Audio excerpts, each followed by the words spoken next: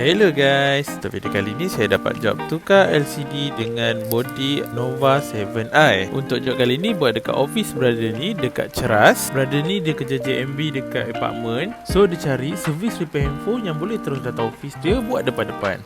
Kalau video ni tak full, sorry lah, sebab saya ingat saya dah record habis, tapi yang ni je yang ada. So korang layan lah. So kalau korang ada nak repair handphone murah-murah, terus dekat tempat korang boleh PM saya.